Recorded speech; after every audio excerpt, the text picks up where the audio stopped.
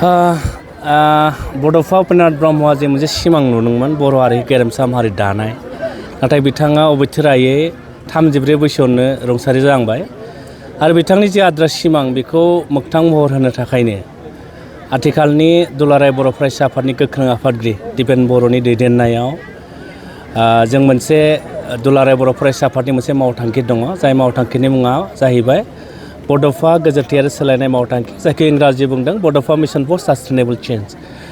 बेखौ बिथा खालामनानै जोङो जोंनि गामि गफायाव जि उन्दै उन्दै खुदियाफोर दङ, जायफोरा गेलेनायखौ उन्दैनिफ्रायनो बिथांमोना रोंगौ आरो बिथांमोनखौ जोङो मोनसे प्लेटफर्म होनानै, मोनसे मन्च होनानै बे जोंनि उन्दै उन्दै खुदियाफोरखौ गेलेनायनि गेजेरजोंनो बिथांमोनखौ गावनि थांखियाव, गावनि जिउनि थांखियाव सहैनायजों लोगोसे बर' हारिखौबो गेलेनायनि गेजेरजोंनो स्टेट लेभेलाव, नेसनेल लेभेलाव, इन्टारनेसनेल लेभेलाव सिनायथि होनानै बे बड'फा उपेन्द्रनाथ ब्रह्मआ जि मोनसे सिमां नुदोंमोन गेरेमसा हारि दानाय, बेखौ जाफुंहोनो थाखायनो दुलाराय बर' फरायसा आफादा जों बे 13 बोसोर बैसोनि जोलुर बादायलायनाय बेखौ जों होनाय जादों। जिल्ला आफादा होखांनायनि उनाव देग्लाय मिरु दुलाराय बर' फरायसा आफादा ब्रैथि 13 बोसोर बैसोनि जोलुर बादायलायनाय जों बेखौ अक्ट'बर मासनिफ्राय जों जागायगोन आरो जों नुदों 13 बोसोर बैसोसिमनि जि जोलुर बादायलायनाय बेखौ होनाय लोगो लोगो जोंनि गामि गफायाव गोबां जोंनि खुदियाफ्रा फुटबल गेलेनायनि मोनसे जि स्किल, जि मोनसे आबहावा बे जादों आरो बेनि गेजेरजोंनो जोङो आथिखालाव जि जोंनि उन्दै उन्दै लाइमोन गथ'फोरखौ गाज्रि मोनसे थासारिया गाग्लोबदों, जेरै उन्दै उन्दै समावनो जौ लोंनाय, मबाइल गेलेनाय, जुवा गेलेनाय, ड्राग्स जानाय, डेनराइट जानाय, बैफोरबायदिखौबो जोङो गेलेनायनि गेजेरजोंनो दुलाराय बर' फरायसा आफाद गैया खालामनो हायो नामा, जों बेखौ सानदों आरो जोङो मोनसे लेभेलाव जों मोगथाङाव जों जाफुंहोनो हादों। मानोना उदालगुरि जिल्ला दुलाराय बर' फरायसा आफादा 2009 मायथाइयावनो बेखौ जागायदोंमोन। बिथांमोना 15 बोसोर जाबाय, कर'नायाव 1 बोसोर बिथांमोना होनो हायाखैमोन। बे उदालगुरिया 15 बोसोराव जिखिनि उन्दै उन्दै गथ'फोरखौ बिथांमोना लाबोबाय 13 बोसोर बैसोनि गेजेरजों, बै खुदियाफोरा देरनानै आथिखालाव Assam state electricity board, FCI बेबायदि मोजां मोजां क्लाबाव बिथांमोना गेलेनो खाबुखौ मोन्दों आरो आसाम पुलिस, इन्डियान आर्मिफोराव गोबां गेलेनायनि गेजेरजों बिथांमोना साख्रिखौ मोननो हादों। बे जोंनि थाखाय मोजां आरो जों सानदों दुलाराय बर' फरायसा आफादा जोंनि लेखा फरानि अनजिमायाबो एसे खमायलांदों। चिरां जिल्लायावनो बोसोराव 28% जोंनि लाइमोन गथ'फोरा स्कुल ड्रप आउट जादों। उदालगुरियाव 20%, क'क्राझार 15%। बै स्कुल ड्रप आउट जानायखौबो जोङो गेलेनायनि गेजेरजोंनो जोङो गैया खालामनो हायो नामा, बेखौ जों दुलाराय बर' फरायसा आफादा बे थांखि आरो नोजोरखौ लानानै बे गेलेनायखौ जों जागायहोबाय थादों। नाथाय गेलेनायाव जोङो आवगायनि समाव 11 जन गेलेनाय नुयोमोन, एबारनि समावहाय जों 9 जनल' गेलेनाय नुनो मोनदों। बेयो आसाम फुटबल एस'सियेसननि जि मोनसे बिथांमोननि रुल आरो बे रुलखौनो फल' खालामनानै जों दुलाराय बर' फरायसा आफादाबो आन्डार 13नि जे 9 जन गेलेनाय बेखौ जों होनाय जादों। बे मोनसे रुलखा आरोखि। 13 बोसोर बैसोनि सिंनि जे हिन्जावसा आरो हौवासाफोरनि जोलुर बादायलायनाय बेखौ बे 2025 मायथाइनि थाखाय बासुगाव दख'रा एबसुनि सिङाव थानाय बे गसाइगाव गामिनि जि गेवलां फोथार बेवहाय दिनैनिफ्राय जागायजेनबाय आरो जागायनानै सानबानि थाखाय जों खेलाखौ थि खालामनाय जादों। फैगौ आगष्टनि 10 अक्ट'आव फाइनाल जाहैगोन आरो बे गेलेनायाव जिल्लानि सिङाव थानाय गासै मोनस्नि दख'रा एबसु दं, बिथांमोना मोनसे टिम लानानै बाहागो लागोन आरो बे गेलेनायनिफ्राय जोङो मोनसे गोख्रों जिल्ला टिम जों सेलेक्ट खालामनानै मिरु दुलाराय बर' फरायसा आफादा जेब्लानाखि सेप्तेम्बर अक्ट'बरनि गेजेराव बिथांमोना बे एखे खेलाखौ बानजायगोन, अब्ला जों बेवहाय बाहागो लाहैनाय जागोन। दा बेवहाय हिन्जावसा आरो हौवासाफोरनि बाव जों गेलेनायखौ एखे बैसोआव लानाय जादों, 13 बोसोर बैसोनि सिंनि।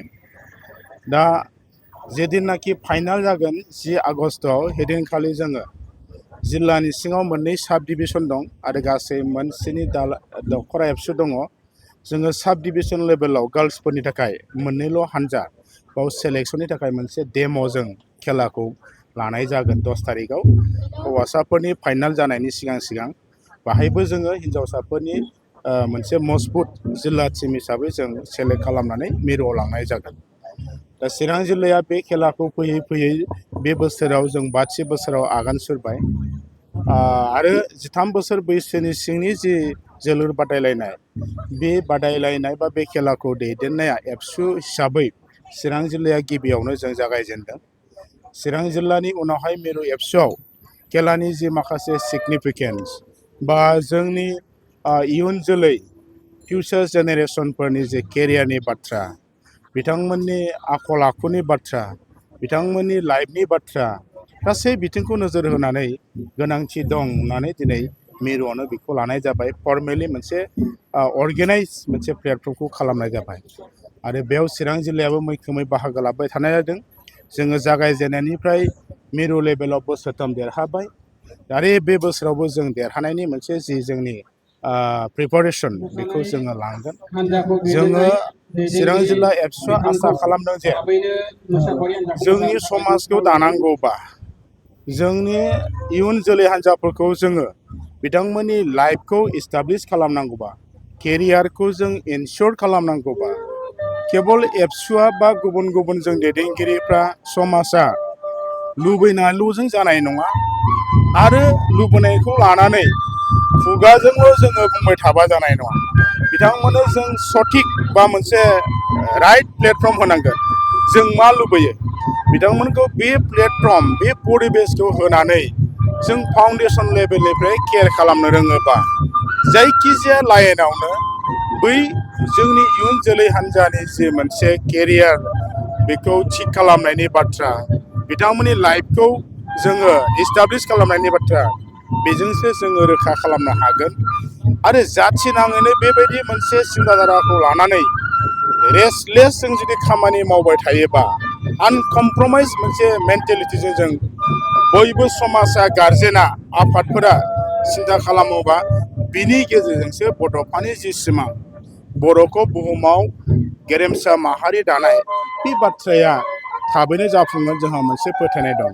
दा बेनिखायनो गासै बाथ्राखौ जोङो बुजिजोबनानै जिल्ला एबसुआ बड'फा मिशन फर सास्टेनेबल चेन्ज बिनि आन्दाराव दिनै फाउन्डेसन लेभेलाव गथ'फोरनि थाखाय, इयुननि थाखाय सोलोंथाइ बिथिङावबो जों गोबां हाबाफारि मावदों। केरियारनि बाथ्रा, मटिभेसननि बाथ्रा, आखल आखु दानायनि बाथ्रा, गेलेनाय आयदायावबो दिनै नोंथांमोना नुबाय फुटबलनि बाथ्रा, कालचार, ट्रेडिसन कालचारनि सायावबो नुबाय, हाबा मावनाय जोंनि मा होनो थांनानै थानाय जि इक'नमिक बेखौ जोङो लांनांगौनि थाखायबो इन्टारप्रेनियर लाइनाव गोबां बिथिं एबसुआ सम आरो थासारिजों जोङो खामानिखौ मावबाय थानाय जादों। जोङो बेखौ मोनदांदों आरो दिनैनि जि मोनसे खेला, बे खेलाजों जों स्पस्ट' जाबाय जे जोंनि समाजाव जोंनि गथ' गथायफोरनि आखल आखु, जोंनि बिथांमोननि जि हुदा आरो फिउचार बेखौ जों निश्चित खालामनो हागोन। बे स्पस्ट' बाथ्रा। मानोना दिनै गथ'फ्रा मोजां मोनसे राइट ट्रेकआव, प्लेटफर्माव दिनै समखौ नस्थ' खालामाखै, इउज खालामफैदों, बल गेलेफैदों। बिथांमोना फोथाराव थाङाखै, आड्डा मारियाखै, बल गेलेफैदों। जोंनि लाइमोनफ्रा दिनै हारिमुनि, ट्रेडिसनेल कालचारनि सायाव सोलोंदों, समायखौ मिसइउज खालामाखै, सोलोंथाइनि फारसे सोलोंदों। गरम बोथोराव जोङो कचिं क्लास होदों, 9-10आव, एमइ स्कुलाव, एलपि स्कुलाव। जों खुनु जोंनि इयुन, जोंनि गथ' गथाय जेनेरेसनखौ जाहाथे लाइफ दानायनि थाखाय, प्रफिटनि थाखाय बे बेसेन गोसा समखौ नस्थ' खालामा, बिथांमोनखौ राइट ट्रेकआवनो, राइट प्लेटफर्मावनो दोननानै जोङो सिगां फारसे आवगायलांनायनि जि सिन्ताधारा बेखौ दुलाराय बर' फरायसाफोरा दिनै गोख्रोङै जों नोजोर होबाय थानाय जादों।